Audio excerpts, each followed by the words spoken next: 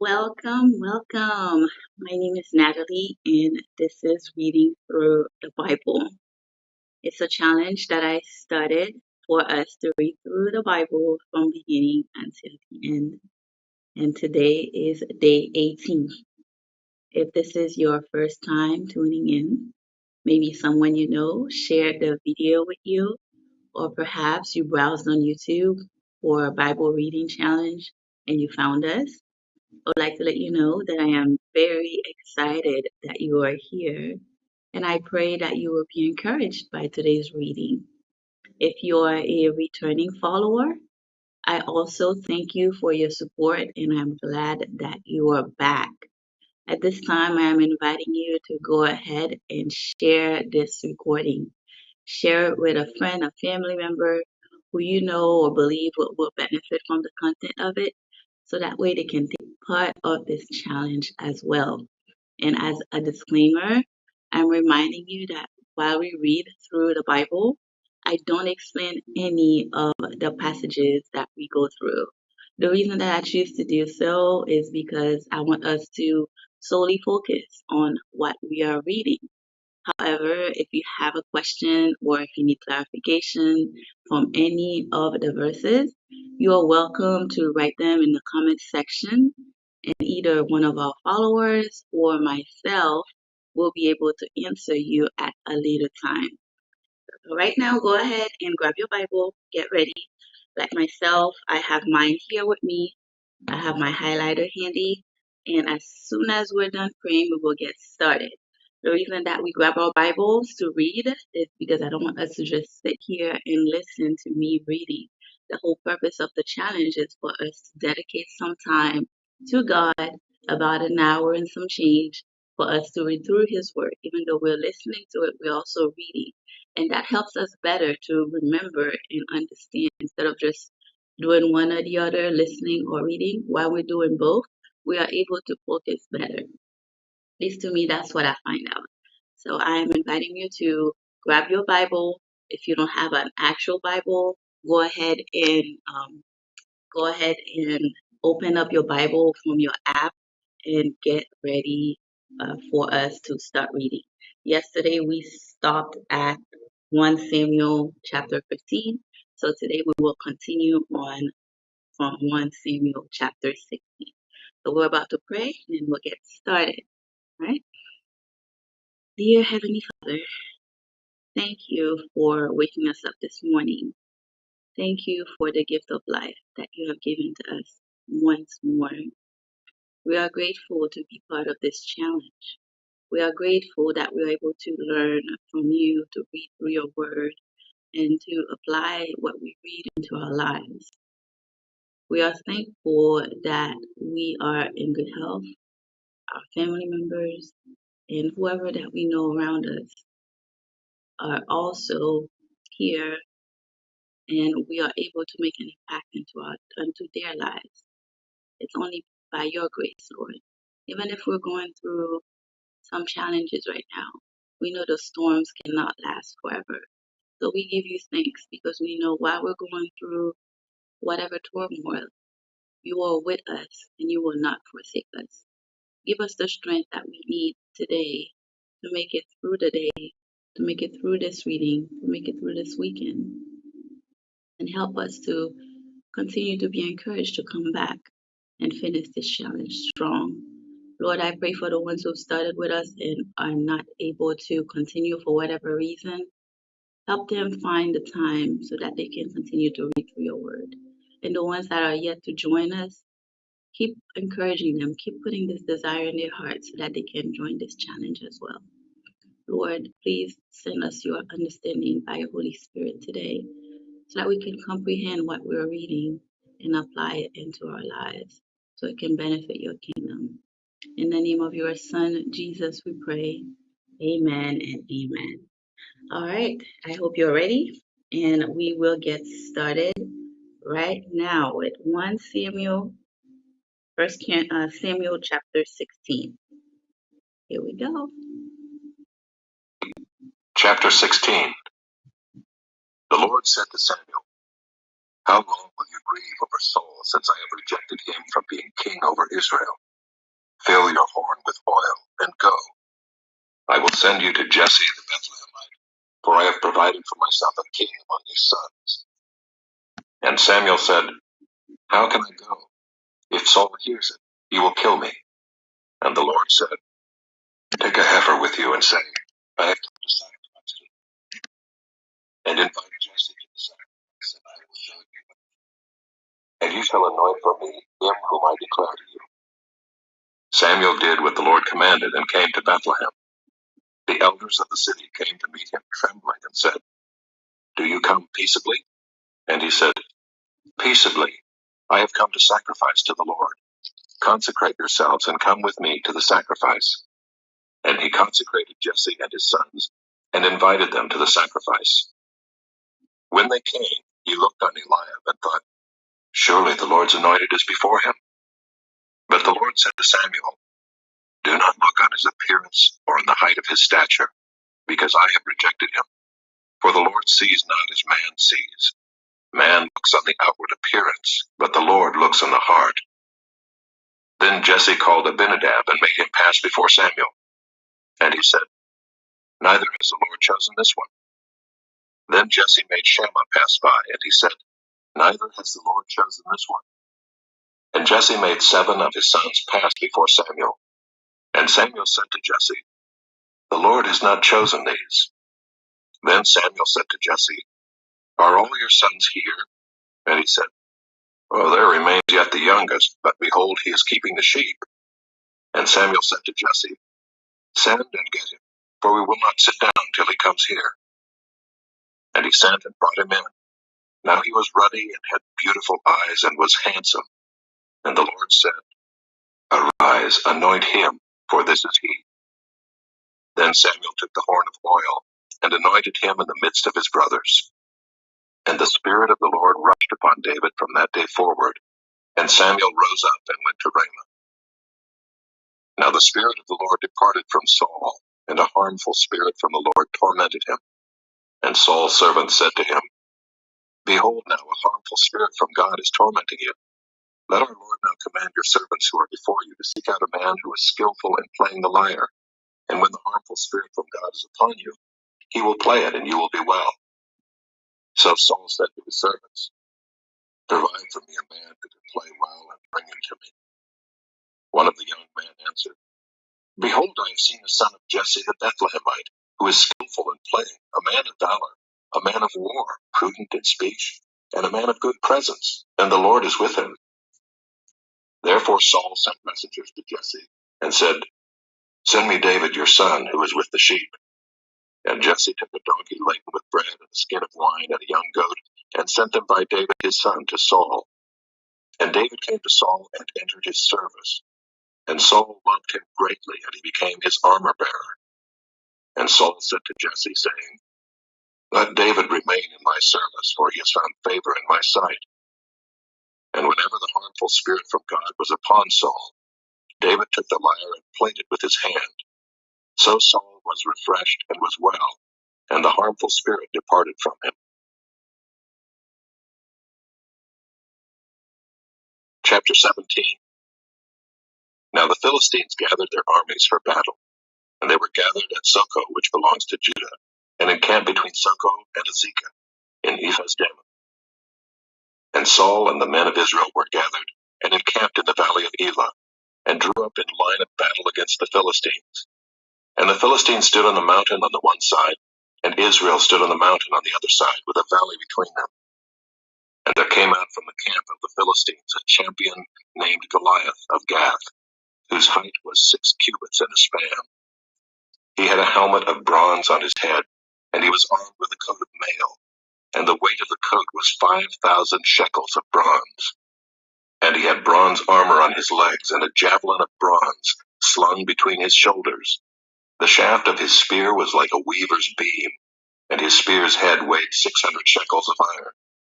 And his shield-bearer went before him. He stood and shouted to the ranks of Israel, Why have you come out to draw up for battle? Am I not a Philistine?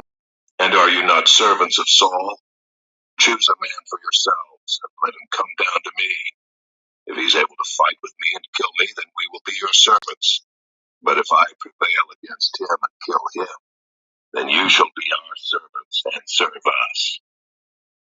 And the Philistine said, I defy the ranks of Israel this day. Give me a man that we may fight together. When Saul and all Israel heard these words of the Philistine, they were dismayed and greatly afraid. Now David was the son of Nephathite of Bethlehem in Judah, named Jesse, who had 8 sons. In the days of Saul, the man was already old and advanced in years. The 3 oldest sons of Jesse had followed Saul to the battle, and the names of his 3 sons who went to the battle were Eliab the firstborn, and next to him Abinadab, and the third Shema. David was the youngest.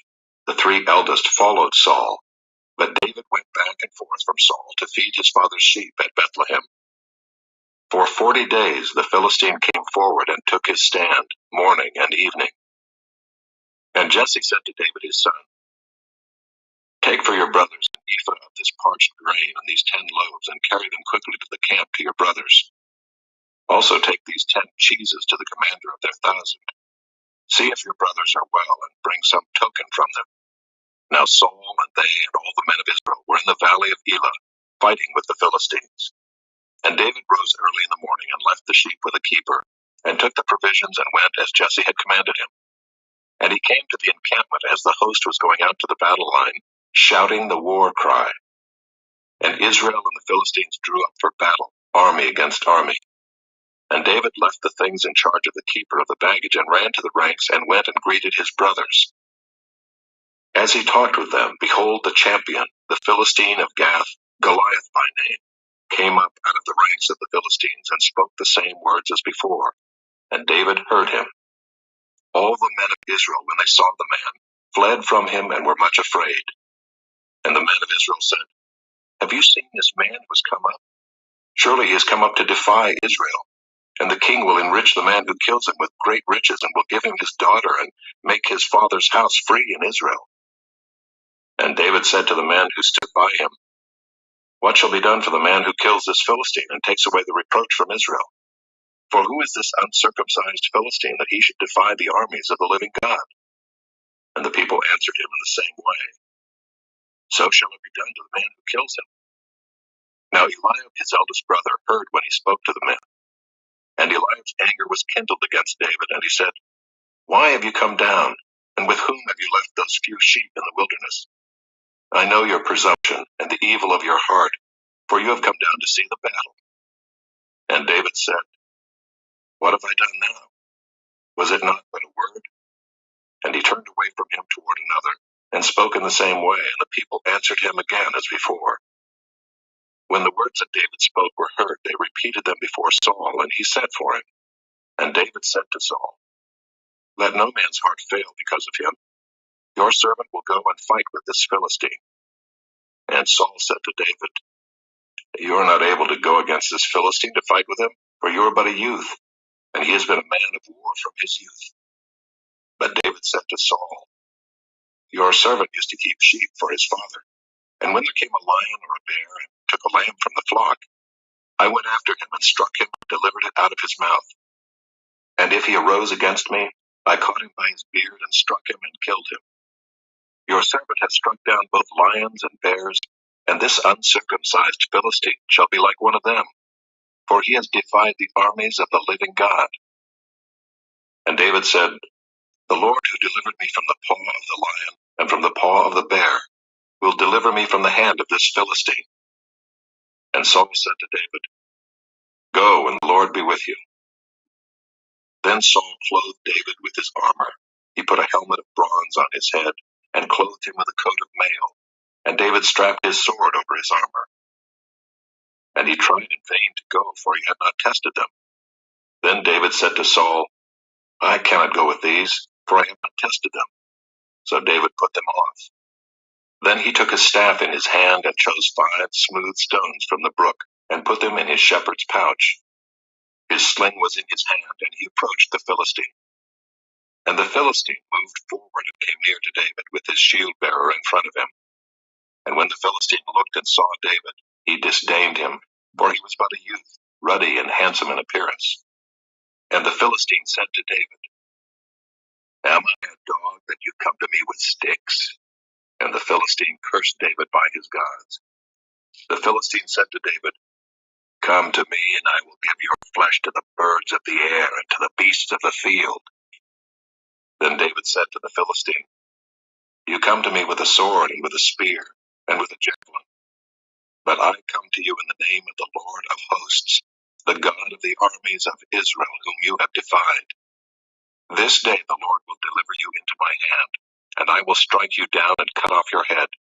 And I will give the dead bodies of the host of the Philistines this day to the birds of the air and to the wild beasts of the earth, that all the earth may know that there is a God in Israel, and that all this assembly may know that the Lord saves not with sword and spear, for the battle is the Lord's, and he will give you into our hand." When the Philistine arose and came and drew near to meet David, David ran quickly toward the battle line to meet the Philistine. And David put his hand in his bag and took out a stone and slung it and struck the Philistine on his forehead. The stone sank into his forehead, and he fell on his face to the ground. So David prevailed over the Philistine with a sling and with a stone, and struck the Philistine and killed him. There was no sword in the hand of David. Then David ran and stood over the Philistine and took his sword and drew it out of its sheath and killed him and cut off his head with it. When the Philistines saw that their champion was dead, they fled. And the men of Israel and Judah rose with a shout and pursued the Philistines as far as Gath and the gates of Ekron, so that the wounded Philistines fell on the way from Shaaraim as far as Gath and Ekron. And the people of Israel came back from chasing the Philistines, and they plundered their camp. And David took the head of the Philistine and brought it to Jerusalem, but he put his armor in his tent. As soon as Saul saw David go out against the Philistine, he said to Abner, the commander of the army, "Abner, whose son is this youth?" And Abner said, "As your soul lives, O king, I do not know." And the king said, "Inquire whose son the boy is." And as soon as David returned from the striking down of the Philistine, Abner took him and brought him before Saul with the head of the Philistine in his hand. And Saul said to him, "Whose son are you, young man?" And David answered, "I am the son of your servant Jesse the Bethlehemite."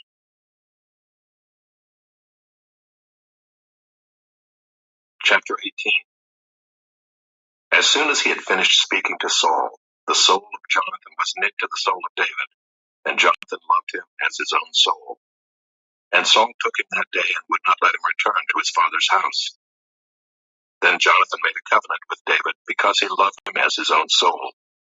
And Jonathan stripped himself of the robe that was on him and gave it to David and his armor and even his sword and his bow and his belt.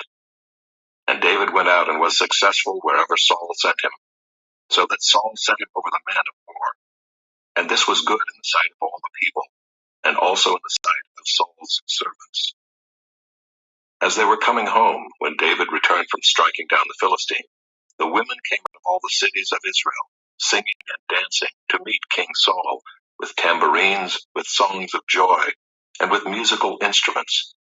And the women sang to one another as they celebrated, "Saul has struck down his thousands, and David his 10,000s." And Saul was very angry, and this saying displeased him. He said, "They have ascribed to David 10,000s, and to me they have ascribed thousands. And what more can he have but the kingdom?"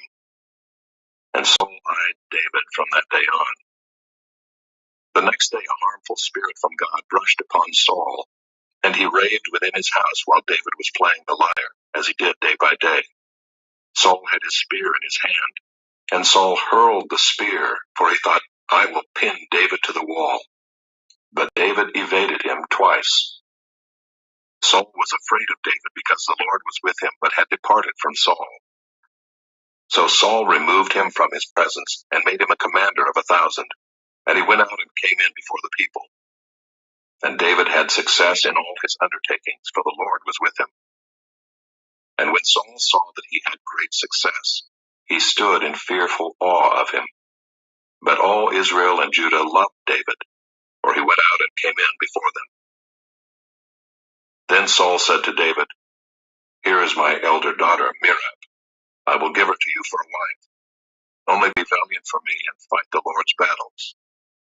For Saul thought, let not my hand be against him, but let the hand of the Philistines be against him. And David said to Saul, who am I and who are my relatives, my father's clan in Israel, that I should be son-in-law to the king? But at the time when Merab, Saul's daughter, should have been given to David, she was given to Adriel the Maholathite for a wife. Now Saul's daughter Michal loved David, and they told Saul, and the thing pleased him. Saul thought, let me give her to him, that she may be a snare for him, and that the hand of the Philistines may be against him. Therefore Saul said to David a second time, you shall now be my son-in-law. And Saul commanded his servants, speak to David in private and say, behold, the king has delight in you, and all his servants love you. Now then become the king's son-in-law. And Saul's servants spoke these words in the ears of David. And David said, does it seem to you a little thing to become the king's son-in-law, since I am a poor man and have no reputation? And the servants of Saul told him, thus and so did David speak. Then Saul said, thus shall you say to David, the king desires no bride price except 100 foreskins of the Philistines, that he may be avenged of the king's enemies. Now Saul thought to make David fall by the hand of the Philistines. And when his servants told David these words, it pleased David well to be the king's son-in-law. Before the time had expired, David arose and went along with his men, and killed 200 of the Philistines. And David brought their foreskins, which were given in full number to the king, that he might become the king's son-in-law.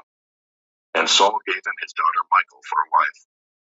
But when Saul saw and knew that the Lord was with David, and that Michal, Saul's daughter, loved him, Saul was even more afraid of David. So Saul was David's enemy continually. Then the commanders of the Philistines came out to battle, and as often as they came out, David had more success than all the servants of Saul, so that his name was highly esteemed. Chapter 19. And Saul spoke to Jonathan his son and to all his servants, that they should kill David. But Jonathan, Saul's son, delighted much in David. And Jonathan told David, Saul my father seeks to kill you. Therefore be on your guard in the morning. Stay in a secret place and hide yourself. And I will go out and stand beside my father in the field where you are. And I will speak to my father about you. And if I learn anything, I will tell you. And Jonathan spoke well of David to Saul his father, and said to him, let not the king sin against his servant David, because he has not sinned against you, and because his deeds have brought good to you.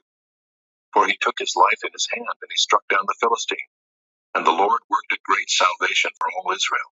You saw it, and rejoiced. Why then will you sin against innocent blood by killing David without cause? And Saul listened to the voice of Jonathan. Saul swore, as the Lord lives, he shall not be put to death. And Jonathan called David, and Jonathan reported to him all these things. And Jonathan brought David to Saul, and he was in his presence as before. And there was war again. And David went out and fought with the Philistines, and struck them with a great blow, so that they fled before him. Then a harmful spirit from the Lord came upon Saul as he sat in his house with his spear in his hand, and David was playing the lyre. And Saul sought to pin David to the wall with a spear, but he eluded Saul, so that he struck the spear into the wall. And David fled and escaped that night. Saul sent messengers to David's house to watch him, that he might kill him in the morning. But Michal, David's wife, told him, if you do not escape with your life tonight, tomorrow you will be killed. So Michal let David down through the window, and he fled away and escaped. Michal took an image and laid it on the bed, and put a pillow of goat's hair at its head, and covered it with the clothes. And when Saul sent messengers to take David, she said, he is sick. Then Saul sent the messengers to see David, saying, bring him up to me in the bed, that I may kill him. And when the messengers came in, behold, the image was in the bed, with the pillow of goat's hair at its head. Saul said to Michal, why have you deceived me thus, and let my enemy go, so that he has escaped? And Michal answered Saul, he said to me, let me go. Why should I kill you? Now David fled and escaped, and he came to Samuel at Ramah. and told him all that Saul had done to him. And he and Samuel went and lived at Naioth. And it was told Saul, Behold, David is at Naioth in Ramah. Then Saul sent messengers to take David, and when they saw the company of the prophets prophesying, and Samuel standing as head over them, the Spirit of God came upon the messengers of Saul, and they also prophesied. When it was told Saul, he sent other messengers, and they also prophesied. And Saul sent messengers again the third time, and they also prophesied. Then he himself went to Ramah and came to the great well that is in Seku. And he asked, Where are Samuel and David? And one said, Behold, they are at Naioth and Ramah. And he went there to Naioth and Ramah, and the Spirit of God came upon him also. And as he went, he prophesied until he came to Naioth and Ramah. And he too stripped off his clothes, and he too prophesied before Samuel, and lay naked all that day and all that night. Thus it is said, Is Saul also among the prophets? Chapter 20. Then David fled from Naioth and Ramah, and came and said before Jonathan, What have I done? What is my guilt? And what is my sin before your father, that he seeks my life? And he said to him, Far from it, you shall not die. Behold, my father does nothing, either great or small, without disclosing it to me. And why should my father hide this from me? It is not so. But David vowed again, saying, Your father knows well that I have found favor in your eyes, and he thinks, Do not let Jonathan know this, lest he be grieved. But truly, as the Lord lives, and as your soul lives, there is but a step between me and death. Then Jonathan said to David, Whatever you say, I will do for you. David said to Jonathan, Behold, tomorrow is the new moon, and I should not fail to sit at table with the king. But let me go, that I may hide myself in the field till the third day at evening. If your father misses me at all, then say, David earnestly asked leave of me to run to Bethlehem his city, for there is a yearly sacrifice there for all the clan. If he says, Good, it will be well with your servant. But if he is angry, then know that harm is determined by him. Therefore deal kindly with your servant, for you have brought your servant into a covenant of the Lord with you. But if there is guilt in me, kill me yourself, for why should you bring me to your father? And Jonathan said, Far be it from you. If I knew that it was determined by my father that harm should come to you, would I not tell you? Then David said to Jonathan, Who will tell me if your father answers you roughly? And Jonathan said to David, Come, let us go out into the field. So they both went out into the field. And Jonathan said to David, The Lord God of Israel be witness, when I have sounded out my father about this time tomorrow or the third day, behold, if he is well disposed toward David, shall I not then send and disclose it to you? But should it please my father to do you harm, the Lord do so to Jonathan and more also, if I do not disclose it to you and send you away, that you may go in safety. May the Lord be with you, as he has been with my father. If I am still alive, show me the steadfast love of the Lord, that I may not die. And do not cut off your steadfast love from my house forever, when the Lord cuts off every one of the enemies of David from the face of the earth. And Jonathan made a covenant with the house of David, saying, May the Lord take vengeance on David's enemies. And Jonathan made David swear again by his love for him, for he loved him as he loved his own soul. Then Jonathan said to him, Tomorrow is the new moon, and you will be missed, because your seat will be empty. On the third day, go down quickly to the place where you hid yourself when the matter was in hand, and remain beside the stone heap. And I will shoot 3 arrows to the side of it, as though I shot at a mark. And behold, I will send the boy, saying, Go, find the arrows. If I say to the boy, Look, the arrows are on this side of you, take them. Then you are to come, for as the Lord lives, it is safe for you, and there is no danger. But if I say to the youth, Look, the arrows are beyond you, then go, for the Lord has sent you away. And as for the matter of which you and I have spoken, behold, the Lord is between you and me forever. So David hid himself in the field, and when the new moon came, the king sat down to eat food. The king sat on his seat as at other times, on the seat by the wall. Jonathan sat opposite, and Abner sat by Saul's side. But David's place was empty. Yet Saul did not say anything that day, for he thought, something has happened to him. He is not clean. Surely he is not clean. But on the second day, the day after the new moon, David's place was empty. And Saul said to Jonathan his son, why has not the son of Jesse come to the meal, either yesterday or today?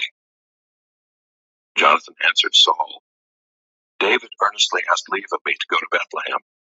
He said, let me go, for our clan holds a sacrifice in the city, and my brother has commanded me to be there. So now if I have found favor in your eyes, let me get away and see my brothers. For this reason he has not come to the king's table. Then Saul's anger was kindled against Jonathan, and he said to him, you son of a perverse, rebellious woman, do I not know that you have chosen the son of Jesse to your own shame, and to the shame of your mother's nakedness? For as long as the son of Jesse lives on the earth, neither you nor your kingdom shall be established. Therefore send and bring him to me, for he shall surely die. Then Jonathan answered Saul his father, why should he be put to death? What has he done? But Saul hurled his spear at him to strike him. So Jonathan knew that his father was determined to put David to death. And Jonathan rose from the table in fierce anger and ate no food the second day of the month, for he was grieved for David, because his father had disgraced him. In the morning Jonathan went out into the field to the appointment with David, and with him a little boy. And he said to his boy, run and find the arrows that I shoot. As the boy ran, he shot an arrow beyond him. And when the boy came to the place of the arrow that Jonathan had shot, Jonathan called after the boy and said, is not the arrow beyond you? Then Jonathan called after the boy, hurry, be quick, do not stay. So Jonathan's boy gathered up the arrows and came to his master. But the boy knew nothing, only Jonathan and David knew the matter. And Jonathan gave his weapons to his boy and said to him, go and carry them to the city. And as soon as the boy had gone, David rose from beside the stone heap and fell on his face to the ground and bowed 3 times. And they kissed one another and wept with one another, David weeping the most. Then Jonathan said to David, go in peace, because we have sworn both of us in the name of the Lord, saying, the Lord shall be between me and you, and between my offspring and your offspring forever. And he rose and departed, and Jonathan went into the city. Chapter 21. Then David came to Nob to Ahimelech the priest, and Ahimelech came to David trembling and said to him, why are you alone and no one with you? And David said to Ahimelech the priest, the king has charged me with a matter and said to me, let no one know anything of the matter about which I send you, and with which I have charged you. I have made an appointment with the young men for such and such a place. Now then, what do you have on hand? Give me 5 loaves of bread, or whatever is here. And the priest answered David, I have no common bread on hand, but there is holy bread, if the young men have kept themselves from women. And David answered the priest, truly women have been kept from us as always when I go on an expedition. The vessels of the young men are holy, even when it is an ordinary journey. How much more today will their vessels be holy? So the priest gave him the holy bread, for there was no bread there but the bread of the presence, which is removed from before the Lord, to be replaced by hot bread on the day it is taken away. Now a certain man of the servants of Saul was there that day, detained before the Lord. His name was Doeg the Edomite, the chief of Saul's herdsmen. Then David said to Ahimelech, then have you not here a spear or a sword at hand? For I have brought neither my sword nor my weapons with me, because the king's business required haste. And the priest said, the sword of Goliath the Philistine, whom you struck down in the valley of Elah, behold, it is here wrapped in a cloth behind the ephod. If you will take that, take it, for there is none but that here. And David said, there is none like that. Give it to me. And David rose and fled that day from Saul, and went to Achish the king of Gath. And the servants of Achish said to him, is not this David the king of the land? Did they not sing to one another of him in dances?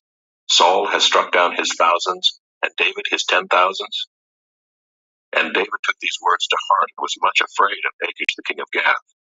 So he changed his behavior before them and pretended to be insane in their hands, and made marks on the doors of the gate, and let his spittle run down his beard. Then Achish said to his servants, Behold, you see the man is mad. Why then have you brought him to me? Do I lack madmen that you have brought this fellow to behave as a madman in my presence? Shall this fellow come into my house? Chapter 22. David departed from there and escaped to the cave of Adullam. And when his brothers and all his father's house heard it, they went down there to him. And everyone who was in distress, and everyone who was in debt, and everyone who was bitter in soul, gathered to him. And he became commander over them. And there were with him about 400 men. And David went from there to Mizpah of Moab. And he said to the king of Moab, Please let my father and my mother stay with you, till I know what God will do for me. And he left them with the king of Moab, and they stayed with him all the time that David was in the stronghold. Then the prophet Gad said to David, Do not remain in the stronghold. Depart and go into the land of Judah. So David departed and went into the forest of Hereth. Now Saul heard that David was discovered, and the men who were with him. Saul was sitting at Gibeah under the tamarisk tree on the height, with his spear in his hand, and all his servants were standing about him. And Saul said to his servants who stood about him, Hear now, people of Benjamin. Will the son of Jesse give every one of you fields and vineyards? Will he make you all commanders of thousands and commanders of hundreds, that all of you have conspired against me? No one discloses to me when my son makes a covenant with the son of Jesse. None of you is sorry for me or discloses to me that my son has stirred up my servant against me to lie in wait, as at this day. Then answered Doeg the Edomite, who stood by the servants of Saul, I saw the son of Jesse coming to Nob, to Ahimelech, the son of Ahitub, and he inquired of the Lord for him, and gave him provisions, and gave him the sword of Goliath the Philistine. Then the king sent to summon Ahimelech the priest, the son of Ahitub, and all his father's house, the priests who were at Nob, and all of them came to the king. And Saul said, Hear now, son of Ahitub. And he answered, Here I am, my lord. And Saul said to him, Why have you conspired against me, you and the son of Jesse, in that you have given him bread and a sword, and have inquired of God for him, so that he has risen against me to lie in wait, as at this day? Then Ahimelech answered the king, And who among all your servants is so faithful as David, who is the king's son-in-law and captain over your bodyguard, and honored in your house? Is today the first time that I have inquired of God for him? No. Let not the king impute anything to his servant or to all the house of my father, for your servant has known nothing of all this, much or little. And the king said, You shall surely die, Ahimelech, you and all your father's house. And the king said to the guard who stood about him, Turn and kill the priests of the Lord, because their hand also is with David, and they knew that he fled and did not disclose it to me. But the servants of the king would not put out their hand to strike the priests of the Lord. Then the king said to Doeg, You turn and strike the priests. And Doeg the Edomite turned and struck down the priests, and he killed on that day 85 persons who wore the linen ephod. And Nob, the city of the priests, he put to the sword, both man and woman, child and infant, ox, donkey, and sheep, he put to the sword. But one of the sons of Ahimelech, the son of Ahitub, named Abiathar, escaped and fled after David. And Abiathar told David that Saul had killed the priests of the Lord. And David said to Abiathar, I knew on that day when Doeg the Edomite was there, that he would surely tell Saul, I have occasioned the death of all the persons of your father's house. Stay with me, do not be afraid, for he who seeks my life seeks your life. With me you shall be in safekeeping. Chapter 23. Now they told David, Behold, the Philistines are fighting against Keilah and are robbing the threshing floors. Therefore David inquired of the Lord, Shall I go and attack these Philistines? And the Lord said to David, Go and attack the Philistines and save Keilah. But David's men said to him, Behold, we are afraid here in Judah. How much more then if we go to Keilah against the armies of the Philistines? Then David inquired of the Lord again, and the Lord answered him, Arise, go down to Keilah, for I will give the Philistines into your hand. And David and his men went to Keilah and fought with the Philistines, and brought away their livestock, and struck them with a great blow. So David saved the inhabitants of Keilah. When Abiathar the son of Ahimelech had fled to David to Keilah, he had come down with an ephod in his hand. Now it was told Saul that David had come to Keilah. And Saul said, God has given him into my hand, for he has shut himself in by entering a town that has gates and bars. And Saul summoned all the people to war, to go down to Keilah to besiege David and his men. David knew that Saul was plotting harm against him, and he said to Abiathar the priest, Bring the ephod here. Then David said, O Lord, the God of Israel, your servant has surely heard that Saul seeks to come to Keilah, to destroy the city on my account. Will the men of Keilah surrender me into his hand? Will Saul come down, as your servant has heard? O Lord, the God of Israel, please tell your servant. And the Lord said, He will come down. Then David said, Will the men of Keilah surrender me and my men into the hand of Saul? And the Lord said, They will surrender you. Then David and his men, who were about 600, arose and departed from Keilah, and went wherever they could go. When Saul was told that David had escaped from Keilah, he gave up the expedition. And David remained in the strongholds in the wilderness, in the hill country of the wilderness of Ziph. And Saul sought him every day, but God did not give him into his hand. David saw that Saul had come out to seek his life.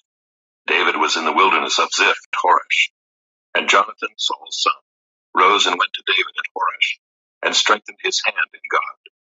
And he said to him, Do not fear, for the hand of Saul my father shall not find you. You shall be king over Israel, and I shall be next to you. Saul my father also knows this. And the two of them made a covenant before the Lord. David remained at Horesh, and Jonathan went home. Then the Ziphites went up to Saul at Gibeah, saying, Is not David hiding among us in the strongholds at Horesh, on the hill of Hachilah, which is south of Jeshimon? Now come down, O king, according to all your heart's desire to come down, and our part shall be to surrender him into the king's hand. And Saul said, May you be blessed by the Lord, for you have had compassion on me. Go, make yet more sure. Know and see the place where his foot is, and who has seen him there, for it is told me that he is very cunning. See therefore and take note of all the lurking places where he hides, and come back to me with sure information. Then I will go with you. And if he is in the land, I will search him out among all the thousands of Judah. And they arose and went to Ziph ahead of Saul. Now David and his men were in the wilderness of Maon, in the Arabah to the south of Jeshimon. And Saul and his men went to seek him. And David was told, so he went down to the rock and lived in the wilderness of Maon. And when Saul heard that, he pursued after David in the wilderness of Maon. Saul went on one side of the mountain, and David and his men on the other side of the mountain. And David was hurrying to get away from Saul. As Saul and his men were closing in on David and his men to capture them, a messenger came to Saul, saying, Hurry and come, for the Philistines have made a raid against the land. So Saul returned from pursuing after David, and went against the Philistines. Therefore that place was called the Rock of Escape. And David went up from there and lived in the strongholds of En-gedi.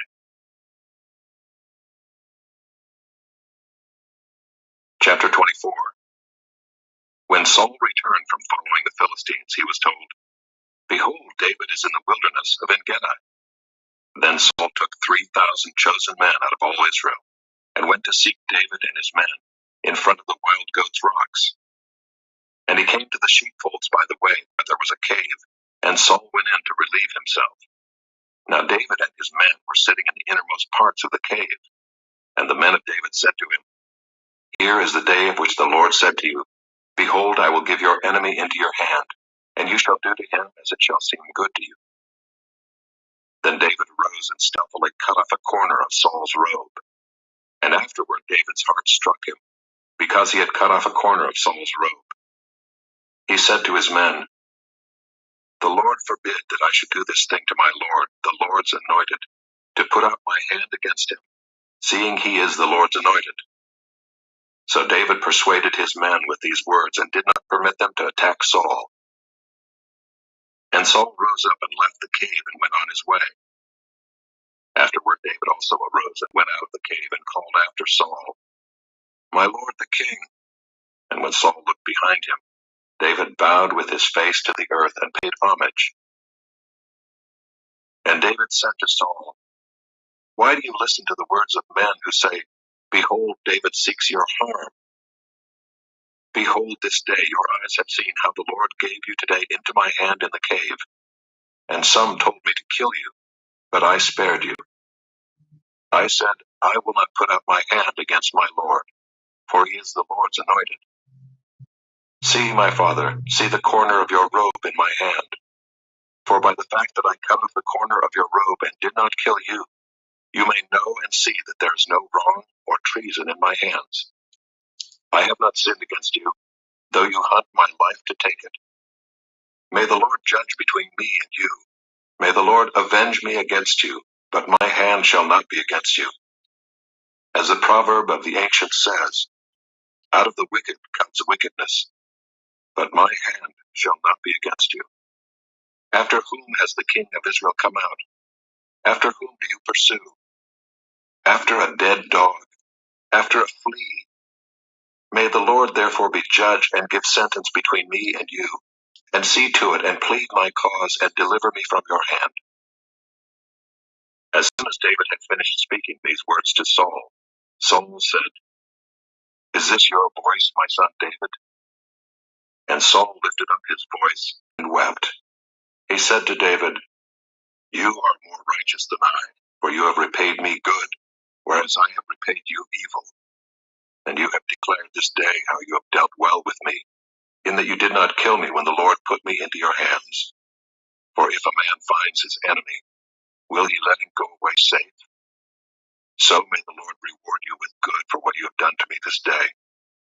And now, behold, I know that you shall surely be king, and that the kingdom of Israel shall be established in your hand. Swear to me, therefore, by the Lord, that you will not cut off my offspring after me, and that you will not destroy my name out of my father's house. And David swore this to Saul. Then Saul went home, but David and his men went up to the stronghold.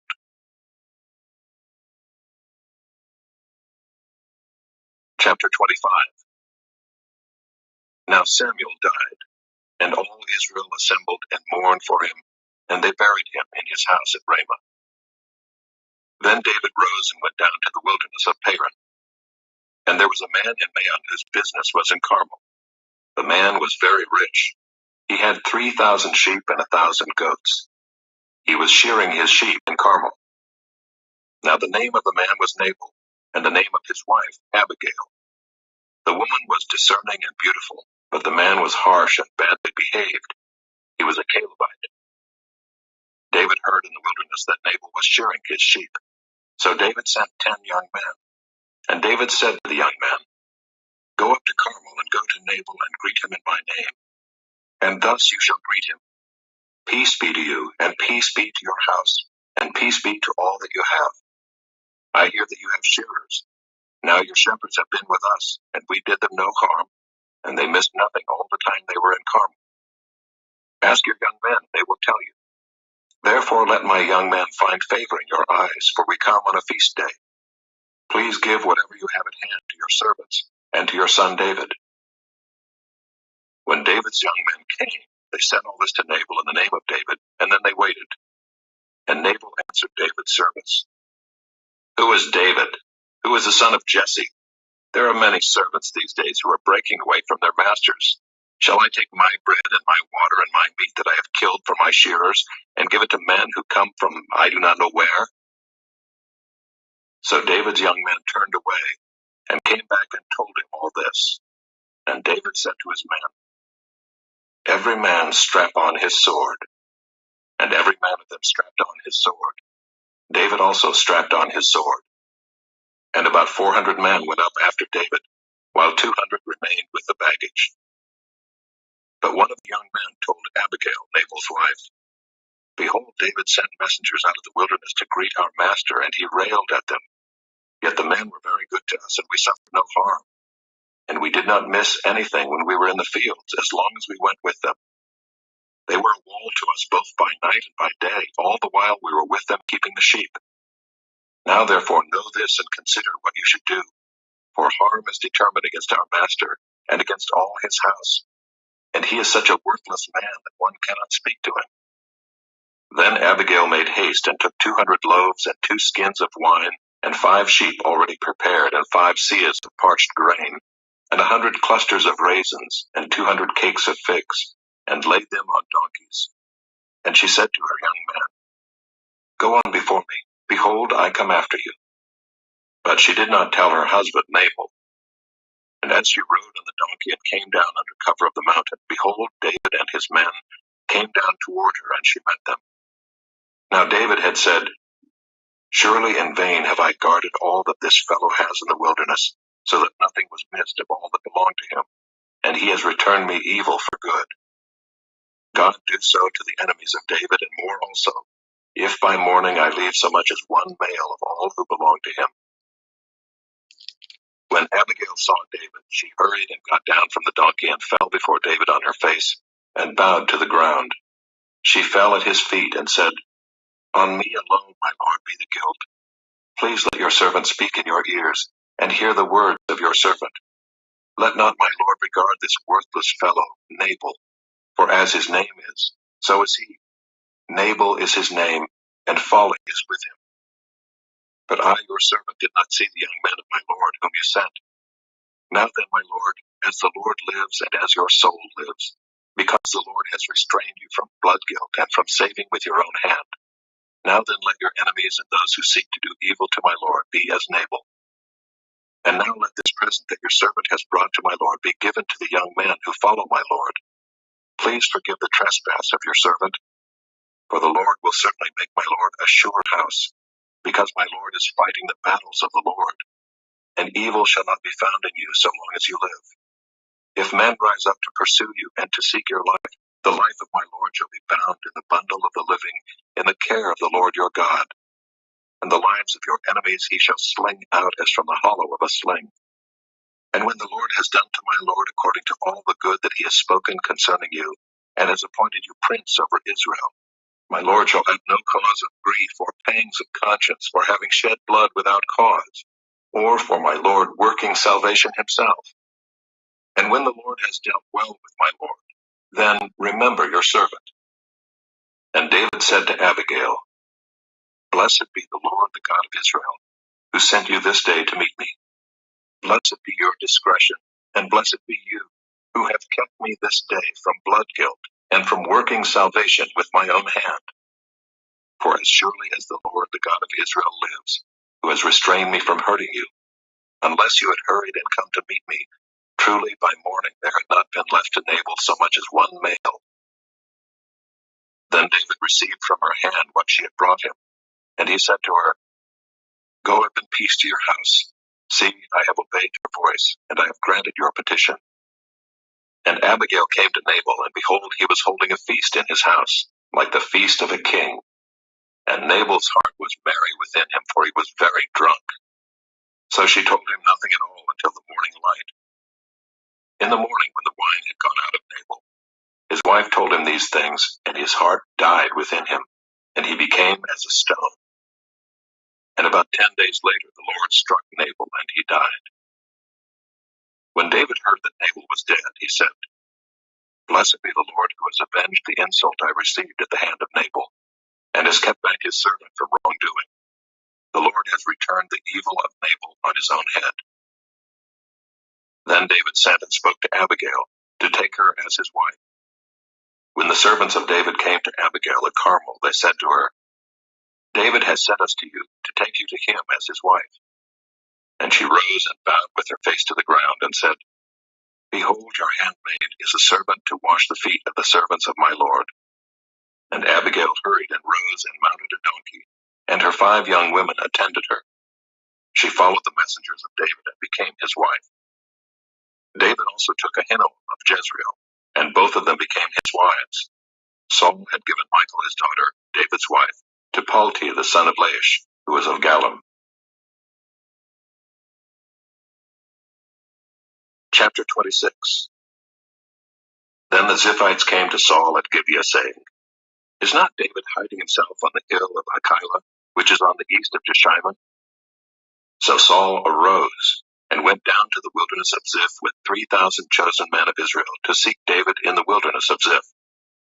And Saul encamped on the hill of Hachilah, which is beside the road on the east of Jeshimon. But David remained in the wilderness. When he saw that Saul came after him into the wilderness, David sent out spies and learned that Saul had indeed come. Then David rose and came to the place where Saul had encamped. And David saw the place where Saul lay with Abner the son of Ner, the commander of his army. Saul was lying within the encampment, while the army was encamped around him. Then David said to Ahimelech the Hittite, and to Joab's brother Abishai the son of Zeruiah, "Who will go down with me into the camp to Saul?" And Abishai said, "I will go down with you." So David and Abishai went to the army by night, and there lay Saul, sleeping within the encampment, with his spear stuck in the ground at his head, and Abner and the army lay around him. Then Abishai said to David, "God has given your enemy into your hand this day. Now please let me pin him to the earth with one stroke of the spear, and I will not strike him twice." But David said to Abishai, "Do not destroy him, for who can put out his hand against the Lord's anointed and be guiltless?" And David said, "As the Lord lives, the Lord will strike him, or his day will come to die, or he will go down into battle and perish. The Lord forbid that I should put out my hand against the Lord's anointed. But take now the spear that is at his head, and the jar of water, and let us go." So David took the spear and the jar of water from Saul's head, and they went away. No man saw it or knew it, nor did any awake, for they were all asleep, because a deep sleep from the Lord had fallen upon them. Then David went over to the other side and stood far off on the top of the hill with a great space between them. And David called to the army and to Abner the son of Ner, saying, "Will you not answer, Abner?" Then Abner answered, "Who are you who calls to the king?" And David said to Abner, "Are you not a man? Who is like you in Israel? Why then have you not kept watch over your lord the king? For one of the people came in to destroy the king your lord. This thing that you have done is not good. As the Lord lives, you deserve to die, because you have not kept watch over your lord, the Lord's anointed. And now see where the king's spear is, and the jar of water that was at his head." Saul recognized David's voice and said, "Is this your voice, my son David?" And David said, "It is my voice, my lord, O king." And he said, "Why does my lord pursue after his servant? For what have I done? What evil is on my hands?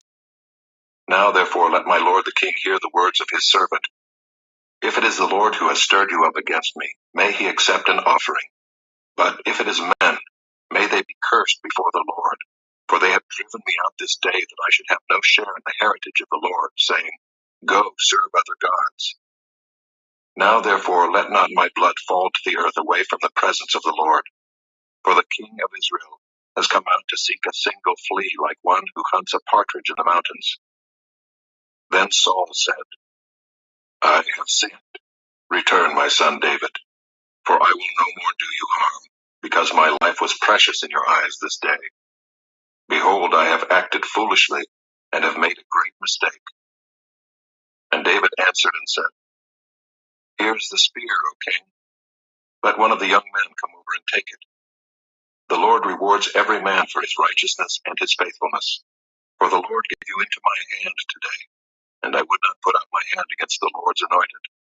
Behold, as your life was precious this day in my sight, so may my life be precious in the sight of the Lord, and may he deliver me out of all tribulation." Then Saul said to David, "Blessed be you, my son David. You will do many things and will succeed in them." So David went his way, and Saul returned to his place.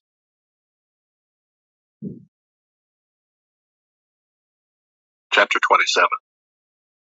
Then David said in his heart, Now I shall perish one day by the hand of Saul. There is nothing better for me than that I should escape to the land of the Philistines. Then Saul will despair of seeking me any longer within the borders of Israel, and I shall escape out of his hand. So David arose and went over, he and the 600 men who were with him, to Achish the son of Maoch, king of Gath. And David lived with Achish at Gath, he and his men, every man with his household, and David with his 2 wives, Ahinoam of Jezreel, and Abigail of Carmel, Nabal's widow. And when it was told Saul that David had fled to Gath, he no longer sought him. Then David said to Achish, If I have found favor in your eyes, let a place be given me in one of the country towns, that I may dwell there. For why should your servant dwell in the royal city with you? So that day Achish gave him Ziklag. Therefore Ziklag has belonged to the kings of Judah to this day. And the number of the days that David lived in the country of the Philistines was 1 year and 4 months. Now David and his men went up and made raids against the Geshurites, the Girzites, and the Amalekites, for these were the inhabitants of the land from of old, as far as Shur to the land of Egypt. And David would strike the land and would leave neither man nor woman alive, but would take away the sheep, the oxen, the donkeys, the camels, and the garments, and come back to Achish. When Achish asked, Where have you made a raid today? David would say, Against the Negeb of Judah, or against the Negeb of the Jerahmeelites, or against the Negeb of the Kenites. And David would leave neither man nor woman alive to bring news to Gath, thinking, lest they should tell about us and say, So David has done. Such was his custom all the while he lived in the country of the Philistines. And Achish trusted David, thinking, He has made himself an utter stench to his people Israel. Therefore he shall always be my servant. Chapter 28. In those days the Philistines gathered their forces for war, to fight against Israel. And Achish said to David, Understand that you and your men are to go out with me in the army. David said to Achish, Very well, you shall know what your servant can do. And Achish said to David, Very well, I will make you my bodyguard for life. Now Samuel had died, and all Israel had mourned for him, and buried him in Ramah his own city. And Saul had put the mediums and the necromancers out of the land. The Philistines assembled and came and encamped at Shunem. And Saul gathered all Israel, and they encamped at Gilboa. When Saul saw the army of the Philistines, he was afraid, and his heart trembled greatly. And when Saul inquired of the Lord did not answer him, either by dreams, or by Urim, or by prophets. Then Saul said to his servants, Seek out for me a woman who is a medium, that I may go to her and inquire of her. And his servants said to him, Behold, there is a medium at Endor.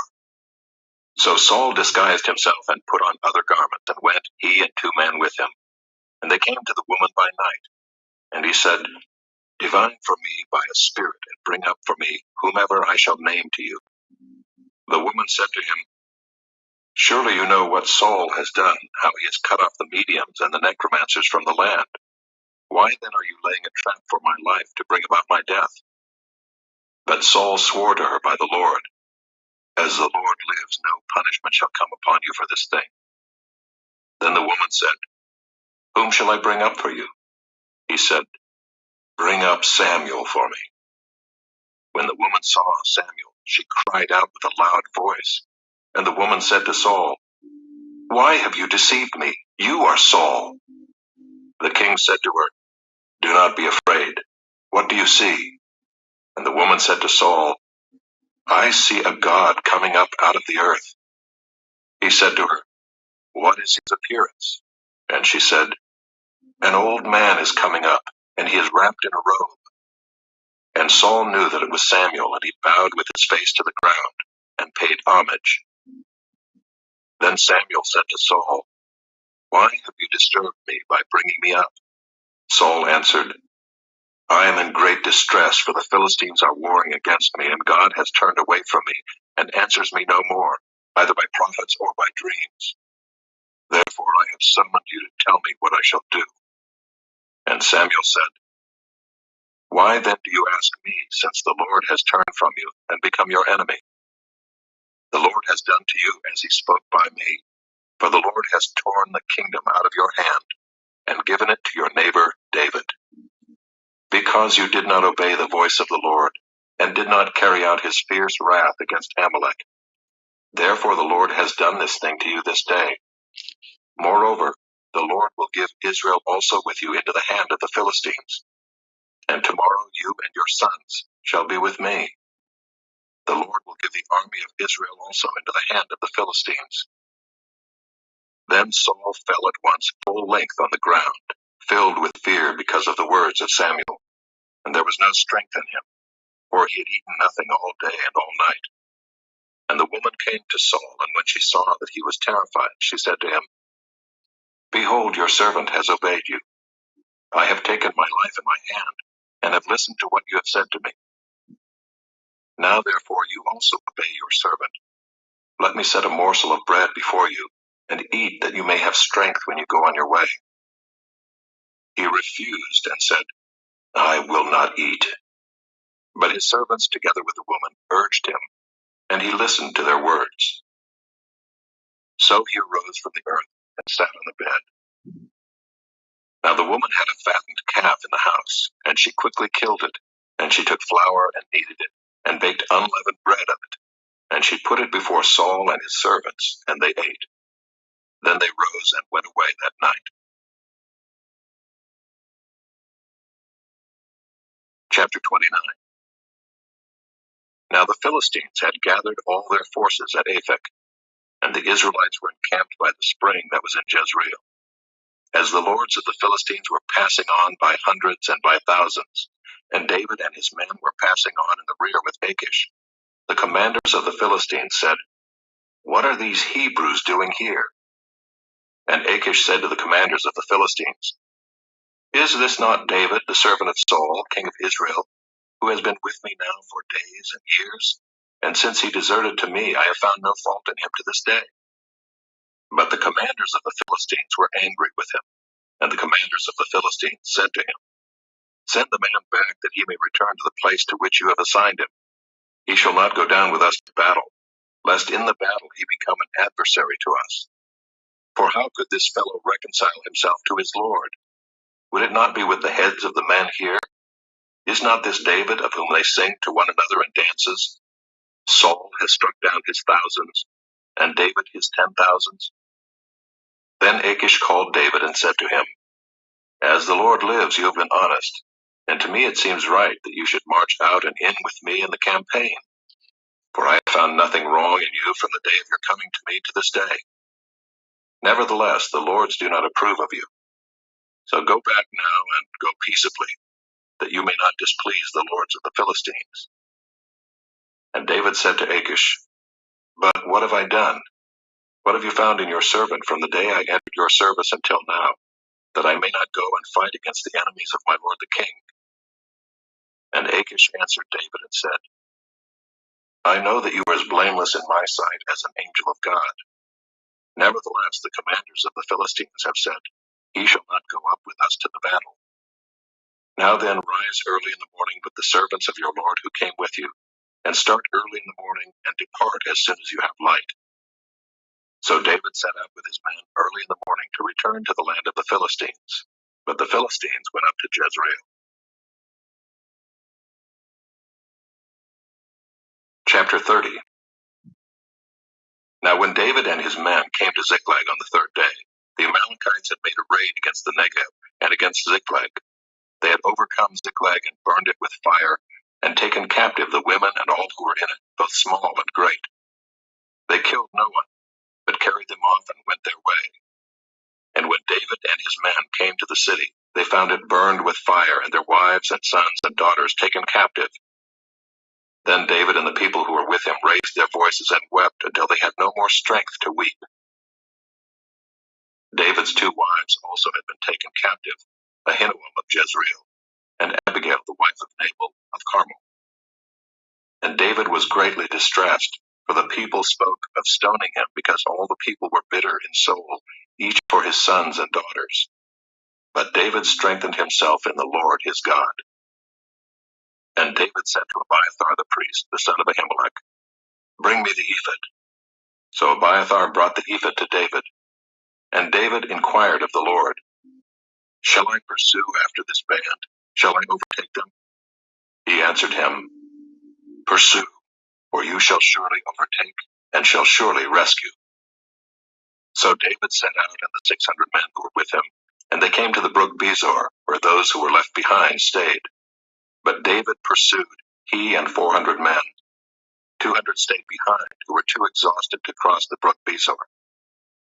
They found an Egyptian in the open country and brought him to David. And they gave him bread, and he ate. They gave him water to drink, and they gave him a piece of a cake of figs and 2 clusters of raisins. And when he had eaten, his spirit revived, for he had not eaten bread or drunk water for 3 days and 3 nights. And David said to him, "To whom do you belong, and where are you from?" He said, "I am a young man of Egypt, servant to an Amalekite, and my master left me behind because I fell sick 3 days ago. We had made a raid against the Negeb of the Kerethites, and against that which belongs to Judah, and against the Negeb of Caleb, and we burned Ziklag with fire." And David said to him, "Will you take me down to this band?" And he said, "Swear to me by God that you will not kill me or deliver me into the hands of my master, and I will take you down to this band." And when he had taken him down, behold, they were spread abroad over all the land, eating and drinking and dancing, because of all the great spoil they had taken from the land of the Philistines and from the land of Judah. And David struck them down from twilight until the evening of the next day, and not a man of them escaped, except 400 young men, who mounted camels and fled. David recovered all that the Amalekites had taken, and David rescued his 2 wives. Nothing was missing, whether small or great, sons or daughters, spoil or anything that had been taken. David brought back all. David also captured all the flocks and herds, and the people drove the livestock before him, and said, "This is David's spoil." Then David came to the 200 men who had been too exhausted to follow David, and who had been left at the brook Bezor. And they went out to meet David and to meet the people who were with him. And when David came near to the people, he greeted them.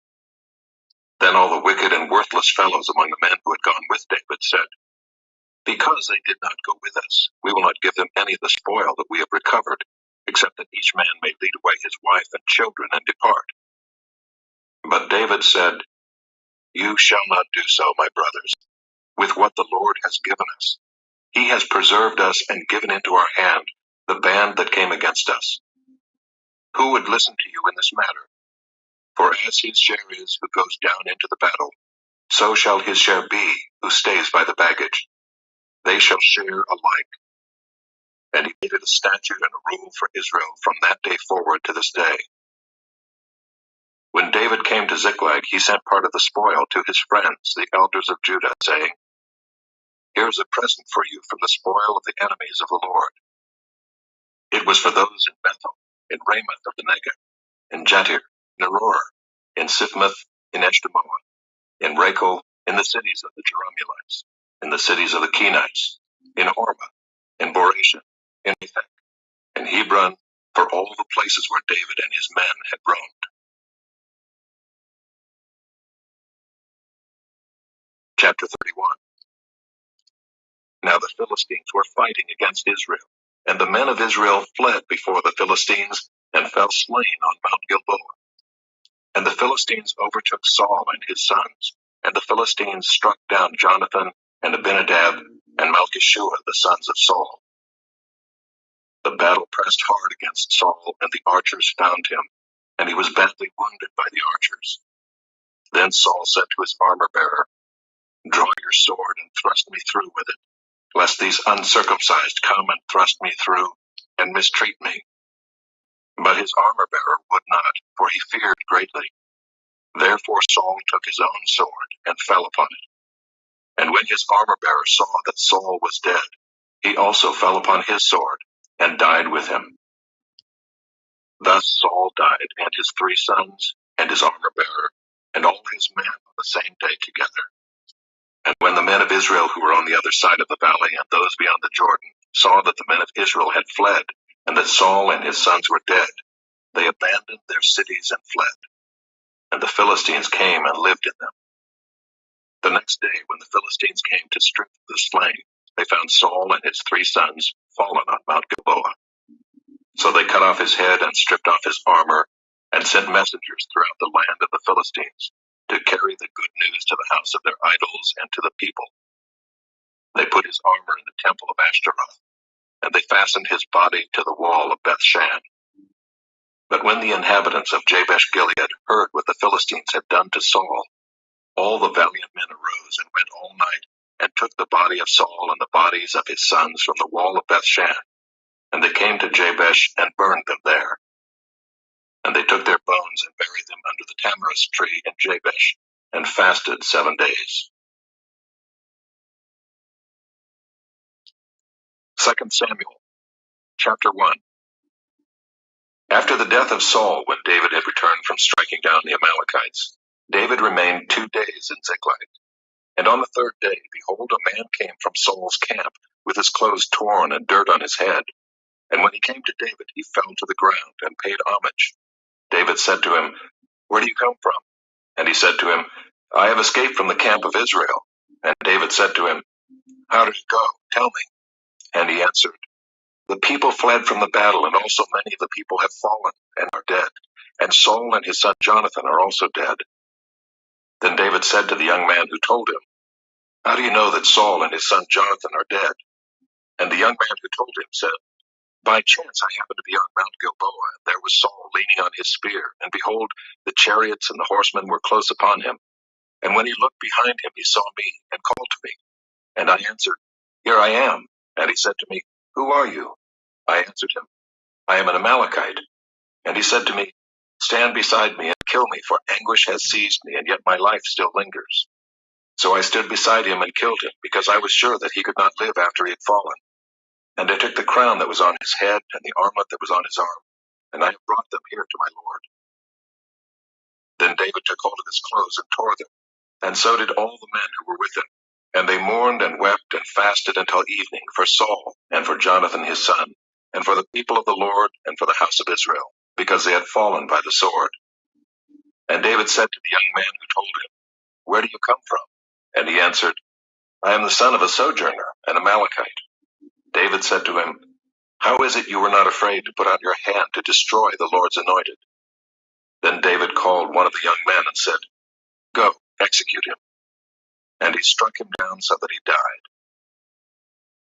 And David said to him, "Your blood be on your head, for your own mouth has testified against you, saying, 'I have killed the Lord's anointed.'"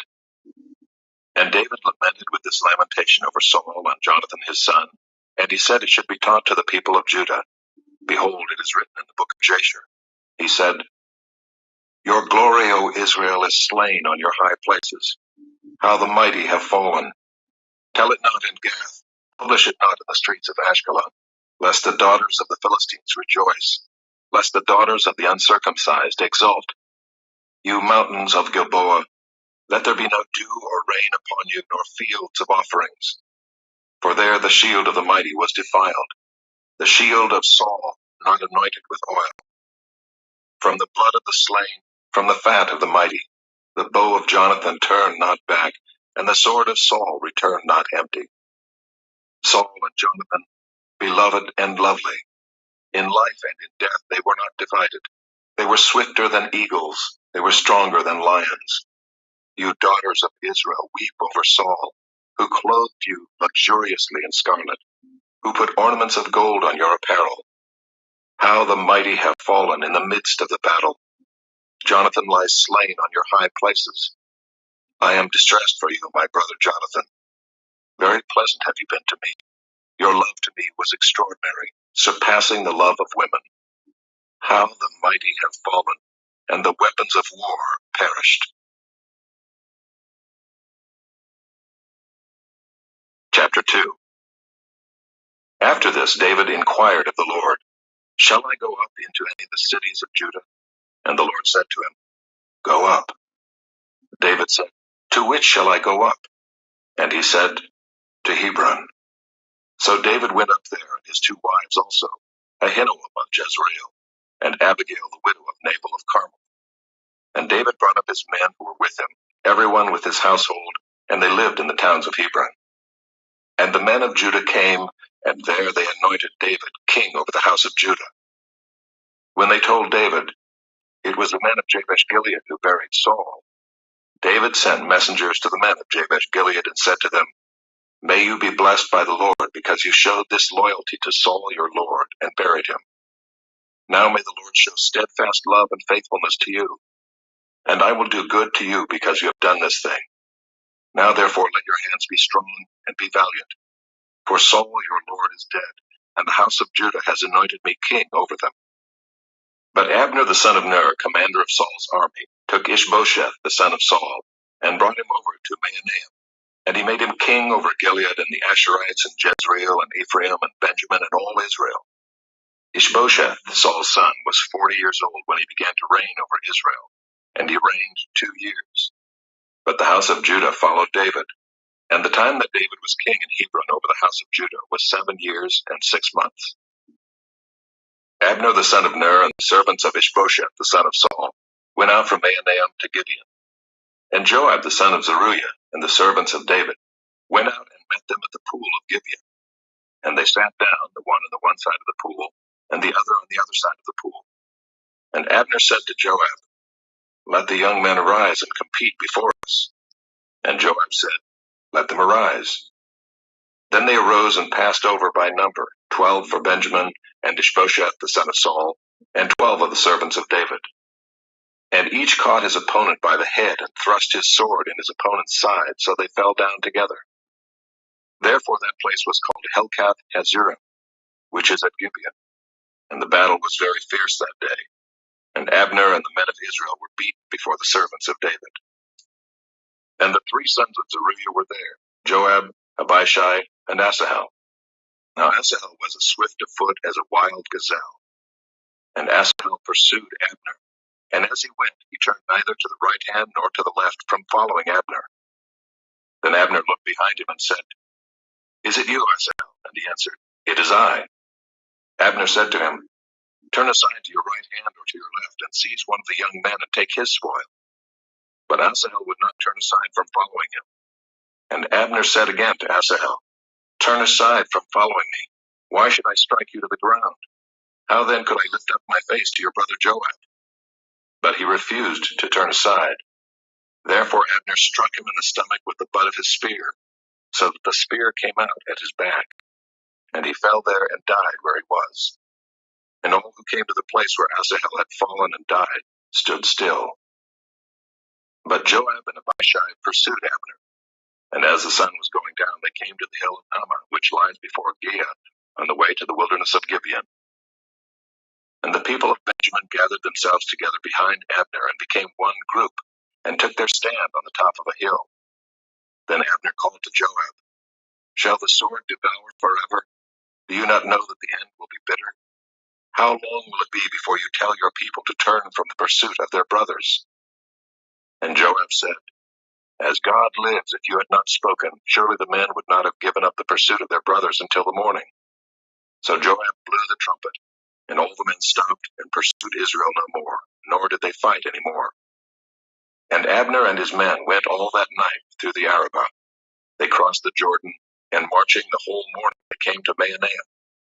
Joab returned from the pursuit of Abner, and when he had gathered all the people together, there were missing from David's servants 19 men besides Asahel. That the servants of David had struck down at Benjamin 360 of Abner's men. And they took up Asahel and buried him in the tomb of his father, which was at Bethlehem. And Joab and his men marched all night, and the day broke upon them at Hebron. Chapter 3. There was a long war between the house of Saul and the house of David, and David grew stronger and stronger, while the house of Saul became weaker and weaker.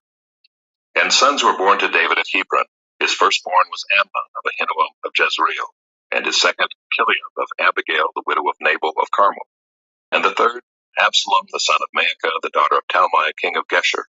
and the fourth Adonijah the son of Haggith, and the fifth Shephatiah the son of Abital, and the sixth Ithream of Eglah, David's wife. These were born to David in Hebron.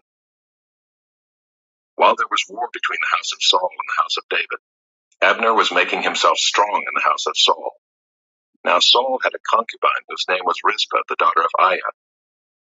And Ishbosheth said to Abner, "Why have you gone into my father's concubine?" Then Abner was very angry over the words of Ishbosheth and said, "Am I a dog's head of Judah? To this day I keep showing steadfast love to the house of Saul your father, to his brothers and to his friends, and have not given you into the hand of David.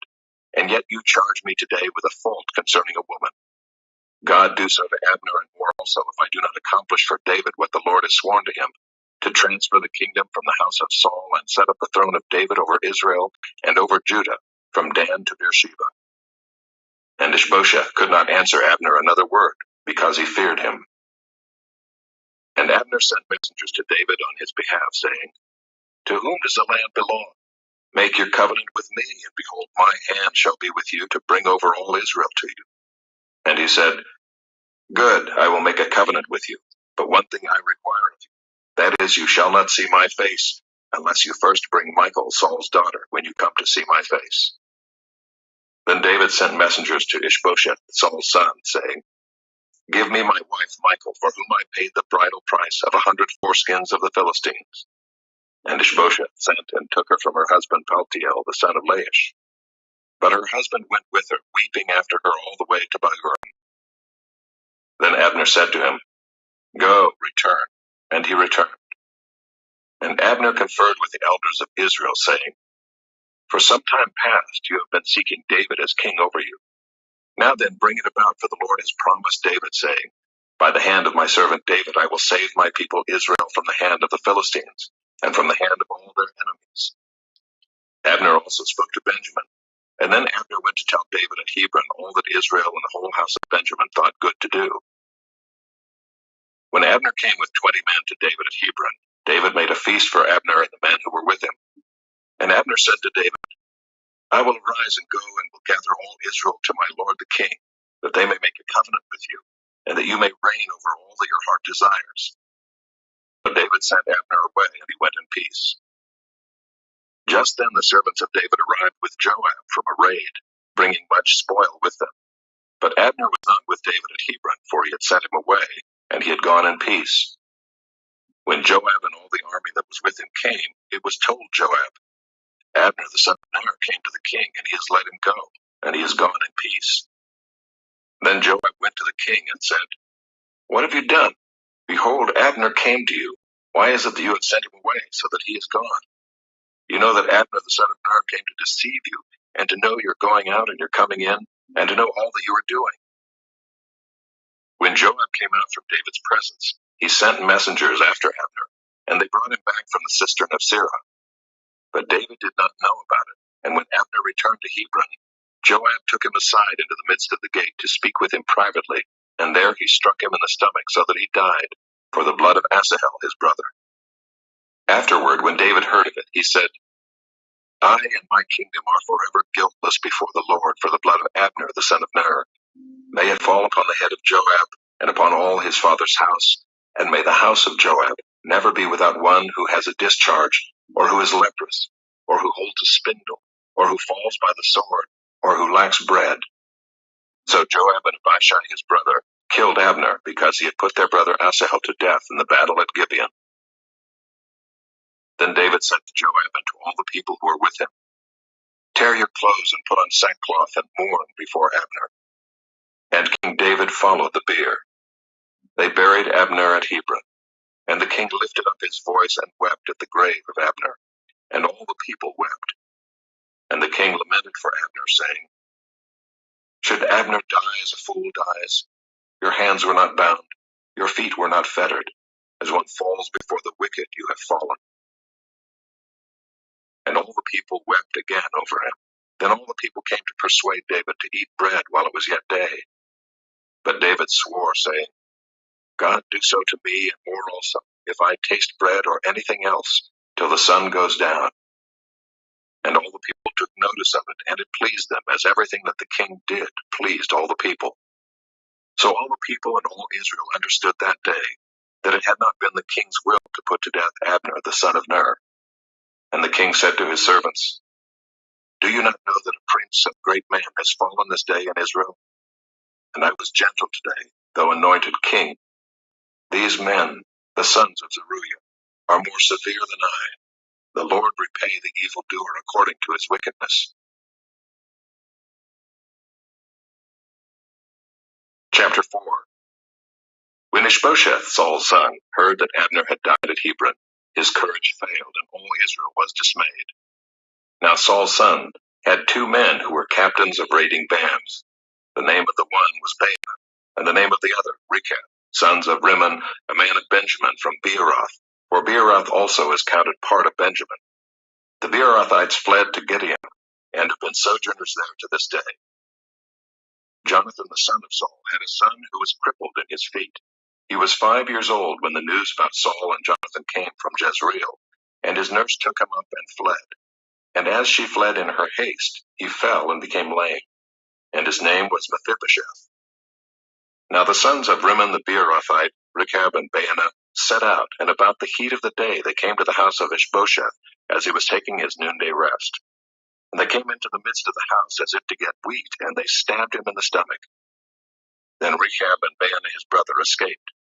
When they came into the house, as he lay on his bed in his bedroom, they struck him and put him to death, and beheaded him. They took his head and went by the way of the Arabah all night, and brought the head of Ishbosheth to David at Hebron. And they said to the king, "Here is the head of Ishbosheth, the son of Saul, your enemy, who sought your life. The Lord has avenged my lord the king this day on Saul and on his offspring." But David answered Rechab and Baanah his brother, the sons of Rimmon the Beerothite, "As the Lord lives, who has redeemed my life out of every adversity, when one told me, 'Behold, Saul is dead,' and thought he was bringing good news, I seized him and killed him at Ziklag, which was the reward I gave him for his news. How much more, when wicked men have killed a righteous man in his own house on his bed, shall I not now require his blood at your hand, and destroy you from the earth?" And David commanded his young men, and they killed them, and cut off their hands and feet, and hanged them beside the pool at Hebron. But they took the head of Ishbosheth, and buried it in the tomb of Abner at Hebron. That is the end for today. We just stopped at 2 Samuel chapter 4. So tomorrow we will pick up at 2 Samuel chapter 5 and find out how David becomes king over all Israel. So I hope you were blessed by today's reading. I hope that you learned a lot. David's story is very interesting. And from defeating Goliath up until now, and we're about to find out how he becomes king over all Israel. Very, very interesting. I was very interested. I did not want to stop, but we know on Saturdays we go a little bit longer. As I always say, it's like watching your favorite show. There are some episodes that are a little bit longer.